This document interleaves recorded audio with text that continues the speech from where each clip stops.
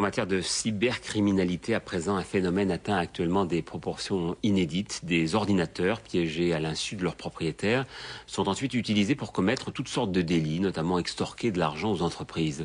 Enquête de Ludovic Romanins et Jean-Philippe Eckett. L'affaire est exceptionnelle. La semaine dernière, 3 jeunes Hollandais sont arrêtés. Ils sont à la tête d'une immense armée virtuelle. Depuis leur clavier, ils contrôlaient plus de 100 000 ordinateurs à travers le monde. Les enquêteurs les soupçonnent d'avoir volé des milliers de codes bancaires, des mots de passe. Dans certains cas, les 3 jeunes pirates n'hésitaient pas à menacer des sociétés. Ils annonçaient leurs attaques avant de les lancer.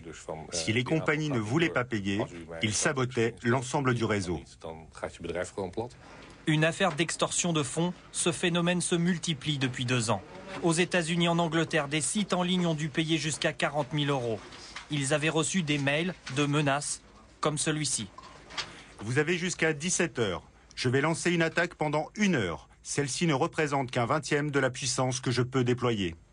Dans cette entreprise de veille informatique, ce phénomène inquiète. Des sociétés françaises sont touchées. C'est le cas d'un hébergeur basé à Paris.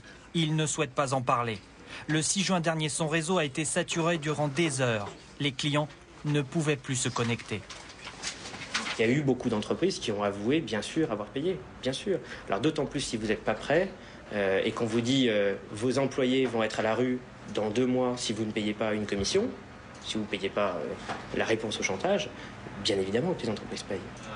Les principaux commanditaires seraient basés dans les pays de l'Est, en Russie. Un homme, Saad Chouafni, est activement recherché par le FBI. Ce Marocain aurait commis au moins 4 attaques contre des entreprises concurrentes de la sienne en Californie. Il serait en fuite. Peut-être une soixantaine ou une centaine de personnes ont été arrêtées pour ce type d'attaque. Malheureusement, c'est un fait, c'est ce que j'appelle souvent les seconds couteaux qui sont arrêtés. Ces attaques sont créées depuis des ordinateurs appelés zombies, des machines de particuliers infectées par un virus ou un cheval de Troie en un seul clic. Tout commence par un programme reçu par l'internaute. En l'ouvrant, un message d'erreur apparaît. L'ordinateur vient en fait d'être colonisé en toute discrétion. Voici le résultat. À gauche, la machine du pirate. À droite, celle qui est infectée. La prise de contrôle est totale. Écran renversé, ouverture des tiroirs, vol des données. Les pirates s'en servent comme relais pour commettre toutes sortes de délits en toute impunité en traversant les frontières. C'est le principe du rebond.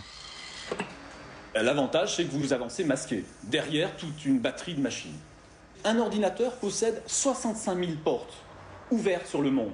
Donc il est facile pour un pirate de prendre l'accès sur une de ces portes et s'introduire. Donc à partir de là, on peut prendre le contrôle de 100 machines, 1000 machines, 20 000, 100 000 machines. Ça ne pose pas énormément de problèmes techniques.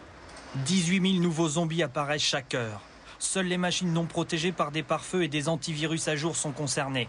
Dans le monde, au total, 8 à 12 millions d'ordinateurs seraient infectés à l'insu de leurs propriétaires.